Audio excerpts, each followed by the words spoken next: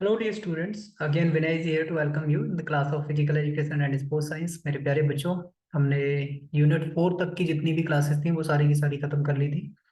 ये काफ़ी long gap हुआ, उसके बाद में हम लोग क्लासेस शुरू कर रहे हैं because I was little busy. So today we will study about the child and women's in sports unit number 5। ठीक है, सब टॉपिक हम लोग बात करेंगे motor development, factors affecting motor development. इसमें पूरी जो यूनिट है, एंटायर यूनिट कवर्ड बाई 4 और मोर लेक्चर्स। 4 से 5 लेक्चर्स में हम इस पूरी यूनिट को खत्म कर लेंगे, छोटे छोटे लेक्चर्स करेंगे जिससे कि बाकी जो आपको बहुत ज़्यादा लंबे समय तक क्लास नहीं करनी पड़े, क्योंकि और भी दूसरे सारे सब्जेक्ट्स हैं जिनकी आपको पढ़ाई करनी है। ठीक है, तो मेरे प्यारे बच्चों, हम लोग बढ़ते हैं और झट से आगे चलते हैं और समझते हैं बाकी सारी चीज़ों को। ठीक है, चलिए। तो सबसे पहले हम लोग इंट्रोडक्शन को जानने की कोशिश करेंगे। देन हम लोग ये समझेंगे पहले कि क्या क्या हमें इस पूरी यूनिट में पढ़ना है। मेरे प्यारे बच्चों, जब हम ये पता लगा लेंगे कि क्या क्या हमें पढ़ना है तो और ज़्यादा हमें आसान हो जाएगा। हम लोग वैसे ही पढ़ेंगे जैसे कि हम लोग प्रीवियस क्लासेस में पढ़ते रहे हैं। ठीक है, in the very beginning we will start with the motor development and its factors affecting, right. Then we will move forward for the next topic, that is exercise guidelines at the different stages of the growth and development। क्योंकि हर एक stage में हम एक तरह की exercises को नहीं कर सकते हैं। ठीक है, then we will move at to the common postural deformities. We will talk about the knock knees, we also talk about the flat foot. Then we will talk about the round shoulders, lordosis, kyphosis, scoliosis and bow legs and their corrective measures. ये जो deformities हैं, हमने जो last chapter में deformities और disabilities के बारे में पढ़ा था मेरे प्यारे बच्चों, अब हम उसकी करेक्टिव मेजर्स पे काम करेंगे कि अगर डिफॉर्मिटी आपको हो गई है, राइट, तो अब उसको किस तरह से सही किया जा सकता है, कौन से और प्रोसेस हैं जो उसके जो कॉन्सिक्वेंसेस हैं उनको कम कर सकती हैं। ठीक है, देन हम दूसरा जो टॉपिक पढ़ेंगे इसके बाद में वो पढ़ेंगे sport participations of womens in India. Finally, we will conclude with the special consideration menarche, menstrual dysfunctions, female athlete triad। ये काफी इंपॉर्टेंट टॉपिक है, जो फीमेल एथलीट ट्राइड है उसके बारे में। ठीक है, तो हम लोग इंट्रोडक्शन से शुरू करते हैं और समझते चलते हैं। पहले हम लोग समझेंगे कि किस तरह से हम लोग बात कर रहे हैं, किस पे हम लोग बात कर रहे हैं। इंट्रोडक्शन पे, इंट्रोडक्शन के बाद से हम लोग बढ़ते चलेंगे आगे और समझते हुए चलेंगे कि किस तरह से चीजें चल रही हैं आगे। ठीक है, सो ग्रोथ और डेवलपमेंट की बात करो तो इन चिल्ड्रंस द फिजिकल जो एक्टिविटीज है वो आपकी बहुत बहुत बड़ा रोल प्ले करती है, राइट। जो फिजिकल एक्टिविटी है वो एक इम्पॉर्टेंट रोल प्ले करती है। Physical activity play important roles for the optimum growth and development. Motor development activities helps to attain the full growth and development. ऐसा क्यों होता है, इस बात को थोड़ा सा समझ लीजिए, राइट। जहां ग्रोथ एंड डेवलपमेंट की बात आती है वहां पे ह्यूमन मूवमेंट्स की भी बात आपकी आ जाएगी। जैसे फॉर एग्जाम्पल आप इस तरह से समझिए, थोड़ा सा एग्जाम्पल से फिर आगे की चीजें बहुत आसान हो जाएंगी। अगर किसी के हाथ में चोट लग जाती है, राइट, और उसको प्लास्टर लगाना पड़ता है, अब देखो कि जो प्लास्टर कटता है मेरे प्यारे बच्चों, उसके बाद में वो जो पार्ट है वहां पे कहीं ना कहीं स्किन काफी ज्यादा वीक हो चुकी होती है, बिकॉज वहां पे मूवमेंट हमारा बंद हो जाता है। ठीक है, तो ह्यूमन जो मूवमेंट है, मूवमेंट की वजह से जो लाइवलीनेस है, जो स्ट्रेंथ है, जो कैपेबिलिटी है मसल की, वो कहीं ना कहीं इंक्रीज होती है, जो हेल्प करती है न्यू मसल्स के ग्रोथ में, मसल्स के जो रिटेनमेंट है उसकी स्ट्रेंथ की उसमें। ठीक है, अब हम लोग आगे बढ़ते हैं और समझते हैं और भी बहुत सारी चीजों को। Good posture play important role in the development. अब आप ये देखिए कि अगर आप जिस तरह से बैठने का तरीका है आपका, आप कहीं पे तिरछे होके बैठ जाइए, राइट, बहुत देर तक आप बैठेंगे तो आपको पेन होने लगेगा, because your each and every body segment have a particular kind of fashion to shit with and fashion to join with, right. अगर आप ये उंगली है, इस पे मूवमेंट इस तरह से हो सकता है, right.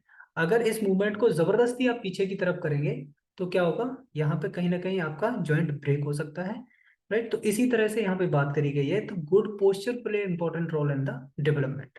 Many times our growth developments gets hindered by the posture deformities. कई एक बार ऐसा होता है, राइट, कि किसी के पैर टेढ़े हैं, राइट, नोकने की प्रॉब्लम है, तो नोकने की प्रॉब्लम की वजह से क्या होगा, वो वेट को, जो अपर बॉडी वेट है उसको बहुत अच्छी तरह से बियर नहीं कर पाएगा, और उसके बाद उसको नी पेन की भी समस्याएं होने लगेंगी।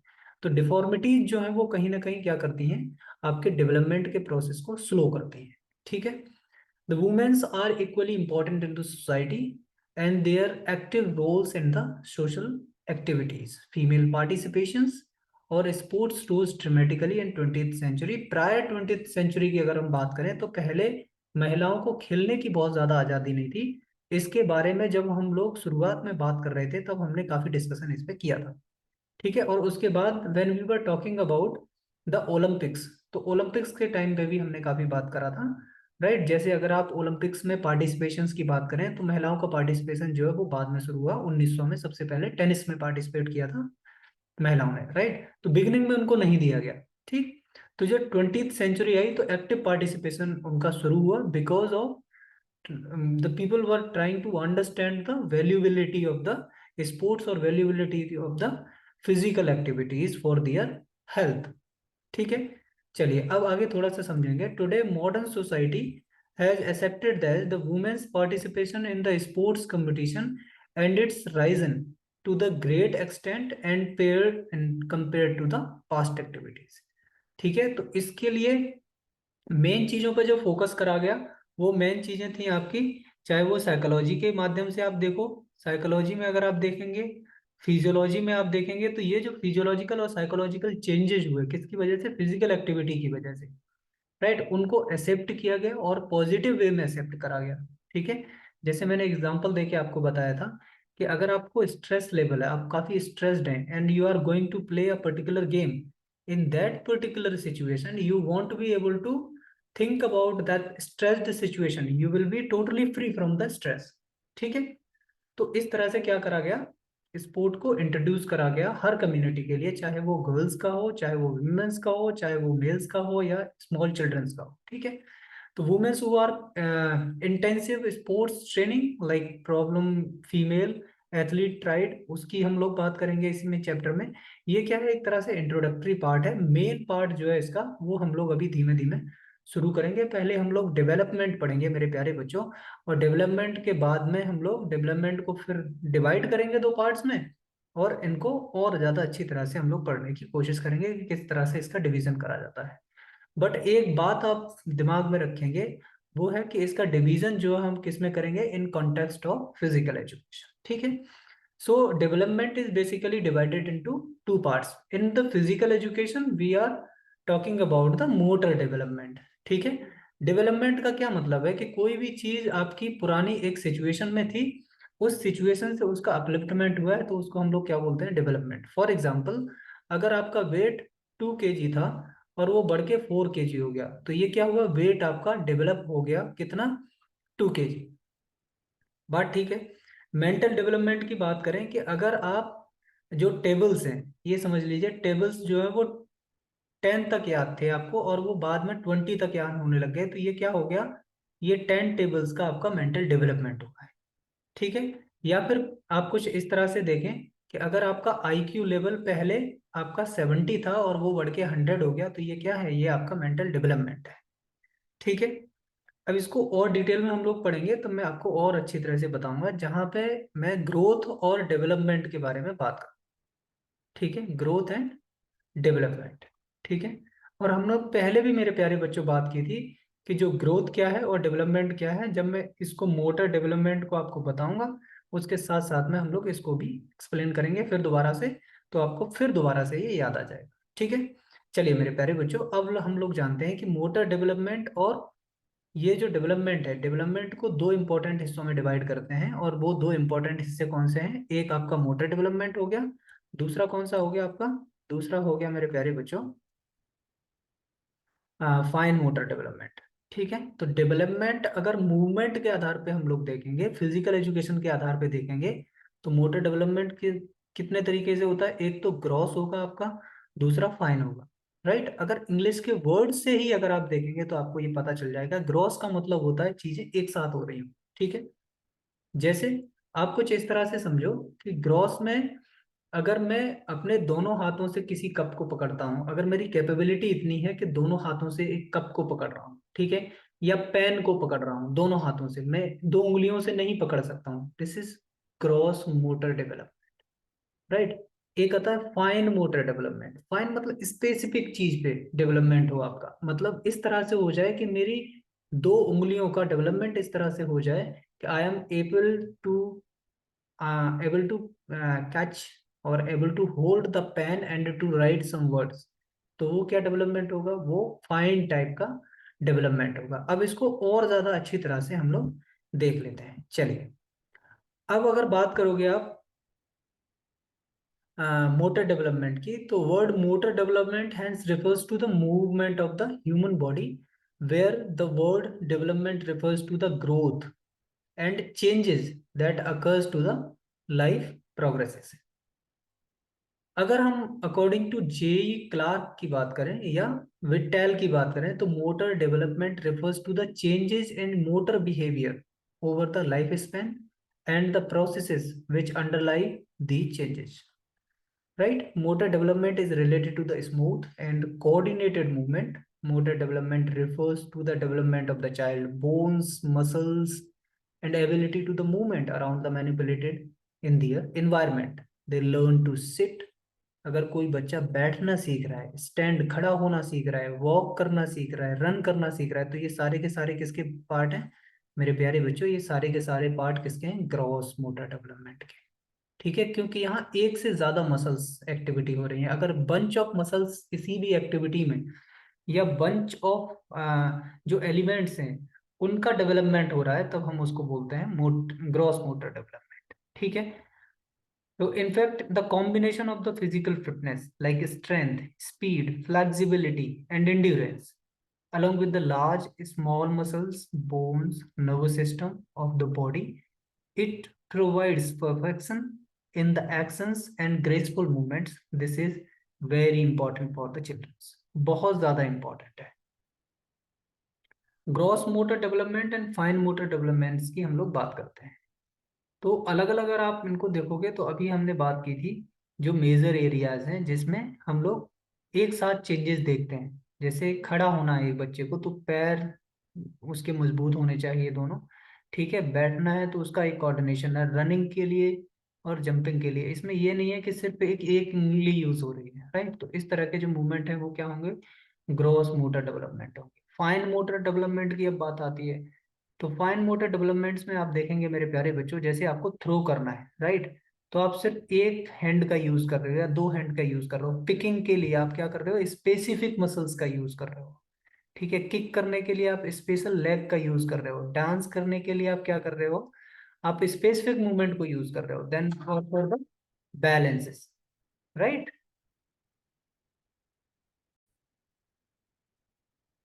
So we will talk about the skills, perfections, writing और drawing, जिसमें हम करते क्या है, हम लोग फाइन मसल्स का यूज करते हैं और we are using a individual muscles to perform a particular task. This kind of the motor development we known by the name of fine motor development, right. Now we will move on to understand the factors affecting to the motor development। So the very first factor is genetic or the heredity। Genes get transferred from the parents to the children's, and this is an heredity mechanism, and same way to the motor development follows the same patterns as their parents, because the genes is also consisting to the chromosomes, and the chromosomes contains the genetic activities or genetic kind of features they transfer from the parents to their ancestors। तो होता क्या है कि इसमें जिस तरह के jeans होते हैं, जो आपके माता पिता के गुण होते हैं, वो कहीं ना कहीं बच्चों में रिफ्लेक्ट करते हैं। तो अगर आपके माँ बाप की जो डेवलपमेंट जिस टाइप का रहा है, ट्रेंड जिस टाइप का रहा है, उसी तरह का डेवलपमेंट आपको भी देखने को मिलता है। Then motor mother's life style is very important. For example, अगर आपकी मदर्स की जो एक्टिविटीज हैं, वो एक्टिविटीज कुछ अनहेल्दी टाइप की एक्टिविटीज हैं, तो उनका जो असर होता है वो कहीं ना कहीं चाइल्ड पे भी पड़ता है। और अगर उसकी डेवलपमेंट, जो डेवलपमेंट की रेट की बात करें मेरे प्यारे बच्चों, हमने पहले भी बात करी थी कि जो प्री बर्थ होती है, जो कंसेप्शन टाइम होता है, उससे लेके बर्थ तक जो जो डेवलपमेंट होता है वो सबसे फास्ट होता है। तो आप सोचिए कि जो सबसे फास्ट डेवलपमेंट की स्टेज है, अगर उसी में कहीं ना कहीं आपको जो चीजें अनहेल्दी हैं वो अगर मिलती हैं बच्चे को, राइट, तो उसका डायरेक्टली इफेक्ट क्या पड़ता है, मदर की एक्टिविटीज का डायरेक्टली इम्पैक्ट पड़ता है बच्चे पे, because the entire food system is feed by the mother to the child is come with the help of umbilical cord। ठीक है, तो मदर्स का जो ब्लड होता है वही कहीं ना कहीं बच्चे में सप्लाई हो रहा होता है, तो उसकी वजह से भी डेवलपमेंट पे काफी फर्क पड़ता है। लर्निंग एटीट्यूड की बात करें तो positive learning attitude of the child affects to the growth and development of the childrens. इस बात को आप जानते हैं मेरे प्यारे बच्चों, मैंने आपको एक लॉ बताया था, उस लॉ का नाम था law of readiness. Law of readiness,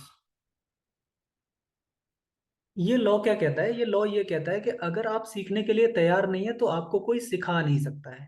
means if you are doing a particular physical activity and you are intended for the better development, तो डेफिनेटली जो आपकी बॉडी है वो अच्छी तरह से डेवलप करेगी, right.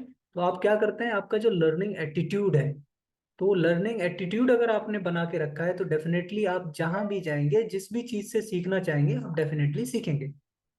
Now we will move on another factor, that is psychological and motivational factor। अब इसमें एक बहुत बड़ी चीज आती है, जहां साइकोलॉजिकल और मोटिवेशनल फैक्टर्स की हम लोग बात करते हैं तो सबसे पहले चीज आती है confidence, self worth, self image और इमोशंस।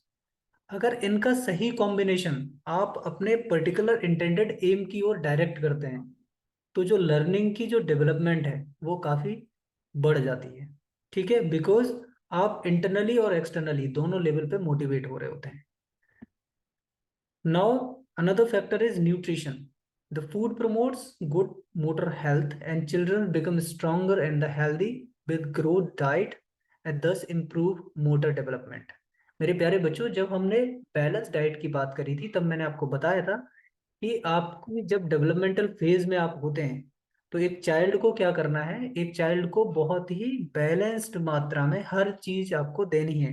उसको कार्बोहाइड्रेट कितना देना है ये आपको पता होना चाहिए, वो डेवलपमेंट की स्टेज में है तो उसको प्रोटीन कितना देना है वो आपको पता होना चाहिए, क्योंकि जो बियरिंग और टीयरिंग की बात करें या फिर न्यू सेल्स के डेवलपमेंट की बात करें तो ये सारे के सारे किससे सपोर्टेड होते हैं मेरे प्यारे बच्चों, ये प्रोटीन से सपोर्टेड होते हैं। ठीक है, तो आपको क्या करना है, एक बैलेंस्ड फॉर्मेट में आपको न्यूट्रिशन प्रोवाइड कराना है बच्चे को। फॉर एग्जाम्पल, अगर आप न्यूट्रिशन प्रोवाइड नहीं कराएंगे तो ग्रोथ एंड डेवलपमेंट में फर्क कैसे पड़ेगा इसको समझते हैं। जैसे फॉर एग्जाम्पल, अगर आप कैल्शियम बच्चे को सही मात्रा में नहीं देते हैं, राइट, तो उसको ऑस्टियोमलेशिया हो सकता है, उसकी हड्डियां टेढ़ी हो जाएंगी, राइट। तो इन सारी चीजों को क्या करना है, आपको ध्यान में रखना है। चलिए अब आगे बढ़े हम लोग, नेक्स्ट फैक्टर देखेंगे immunisation. If the mother and the child both are immunized at the proper time, it leads to the good motor development। अब इसको किस तरह से आप समझेंगे, समझिए। जहां तक इम्यूनाइजेशन का जो महत्व है उसको इस तरह से हम समझ सकते हैं, जैसे मेरे प्यारे बच्चों बहुत सारी डिजीज हैं जो one person to another person क्या करती हैं, फैलती हैं। नहीं तो कई एक सारी डिजीज हैं जो ऐसे ही हो जाती हैं बिना इम्यूनाइजेशन के, जैसे एमएमआर का टीका आप लगाते हैं, रुबेला हो गया, ठीक है, स्मॉल पॉक्स हो गया। इसके अपार्ट फ्रॉम दैट एक काफी मतलब एक बहुत ही डेंजरस डिजीज है जिसको हम लोग हेपेटाइटिस बोलते हैं। हेपेटाइटिस तो इस तरह का है कि एक तो तरह से उसको स्लो पॉइजन भी हम बोलते हैं, राइट। उसमें क्या है कि अगर मानिए कि आपने सफुलेंट किस किया है किसी को, और अगर वो पर्सन की जो सरफेस एंटीबॉडीज है वो अगर एक्टिव है, राइट, तो आपको क्या होगा, हेपेटाइटिस बी हो जाएगा। या फिर जो अनप्रिकॉशन सेक्स अगर उस पीरियड में आप करते हैं तभी भी आपको जो हेपेटाइटिस होने के चांसेस हैं। तो इम्यूनाइजेशन क्या करेगा आपको, अगर आपने वैक्सीन ली हुई है तो vaccine can protect you, right. And if you are not in interventions by any kind of the disease, definitely your growth and development will be on the good pace. Now we will talk about the environment. Safe, clean, natural environment is always healthy and good for the motor development activities। ठीक है, अब good environment का ऐसा होगा क्या, देखिए इसको कई तरह से आप देख सकते हैं। एक तो एनवायरनमेंट हेल्दी, इस तरह से बोल सकते हैं कि वहां पर क्लीन एयर हो, ग्रीन हो, राइट। उसके अलावा अगर आप ये देखें कि एनवायरनमेंट जो है वो हेल्दी है, किस तरह का, फिजिकल एक्टिविटी के टर्म में। जैसे फॉर एग्जांपल सारे लोग आप देखते हैं कि आपके चारों ओर लोग जो हैं वो फिजिक में मेहनत करते हैं, राइट। सबको जिम जाना पसंद है, तो ऑटोमेटिकली आपका भी मन करेगा कि मुझे भी जिम जाना चाहिए, ठीक है। ये इस तरह से भी एनवायरनमेंट को आप पढ़ सकते हैं। डिजीज एंड डिसेबिलिटीज की हम लोग पहले ही बात कर चुके हैं कि डिजीज और डिसेबिलिटीज क्या करती हैं, कहीं ना कहीं आपका जो मूवमेंट है उसको कम कर देते हैं। जैसे फॉर एग्जांपल अगर किसी को चोट लग गई तो आपको बेड रेस्ट करना पड़ेगा, फिर बेड रेस्ट करेंगे तो आपकी ऑटोमेटिकली जो ग्रोथ है वो कम हो जाएगी। Another factor is regular practices, अगर आप नहीं करेंगे तो आपकी ग्रोथ इतनी ज़्यादा अच्छी नहीं होगी। बॉडी वेट की बात करें तो अनइवन बॉडी वेट जो है अगर डेवलपमेंट अगर होता है तो बाकी जो आपकी मोटर स्किल्स हैं उनमें परफेक्शन नहीं आ पाता है। देन मेंटल एबिलिटीज की बात करें, motor development depends on the mental level, thus the small childrens have less perfection, right. तो मेंटल एबिलिटीज में हम लोग क्या करते हैं, मेंटल एबिलिटीज में हम एक जो पर्टिकुलर स्टेज है उस पर्टिकुलर स्टेज के हिसाब से उनको कई सारी चीजें सिखाते हैं, ठीक है। जैसे एब्स्ट्रैक्ट लर्निंग, एब्स्ट्रैक्ट थिंग्स की लर्निंग है, उनको किस पर्टिकुलर स्टेज में देनी है, राइट। जब बच्चे को रिवर्स रीजनिंग आ जाती है तभी उसको रिवर्स रीजनिंग टाइप के क्वेश्चंस देने हैं और रिवर्स रीजनिंग टाइप के टास्क देने हैं, ठीक है। तो इनकी स्टेजेस हम लोग अभी जब नेक्स्ट क्लास में लूंगा तो स्टेज वाइज जो डेवलपमेंट है उसी पे हम लोग बात करेंगे मेरे प्यारे बच्चों।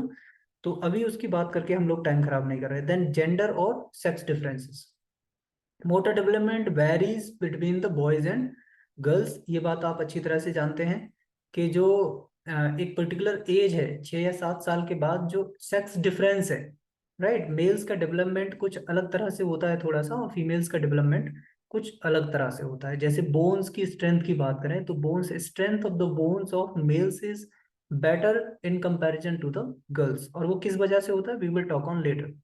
Then rest and relaxation is very important. If you will not take a proper rest to your muscles, they will not be able to provide you the good nutrition uh, from your body, ठीक है। तो उसकी वजह से भी एक proper जो development है वो नहीं हो पाएगा। प्रॉपर ट्रेनिंग आपको देना जरूरी है, इसकी बात हम लोग पहले ही कर चुके हैं। अगर ट्रेनिंग आपको ठीक नहीं मिलेगी तभी भी आपका उतना अच्छा डेवलपमेंट नहीं हो पाएगा, ठीक है। चलिए आगे चलते हैं। Then safety measures are really important, right. ऐसा नहीं है कि जहाँ पे भी आप वर्क कर रहे हैं या फिर कहीं पे फिजिकल एक्टिविटी कर रहे हैं तो वहाँ पे कुछ इस तरह की चीजें हों जिससे आपको चोट लग जाए। Then multi activities are very important. Multi activities जब हम करते हैं तो हमारा मेंटल डेवलपमेंट काफी ज्यादा होता है, because we are using different part of the brain at the same time. और जो न्यूरोमस्कुलर कोऑर्डिनेशन होता है वो काफी बड़े लेवल का होता है उसमें और अच्छा होता है, ठीक है।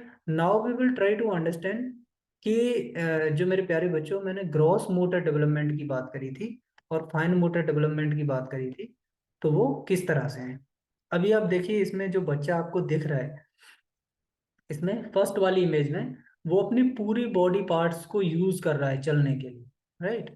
यहाँ दूसरा आप इसको पपीज को देख सकते हैं, जो डॉगी है वो भी अपने पैरों को इस तरह से ड्रैग कर रहा है। He is trying to make the copy of that girl, cute girl.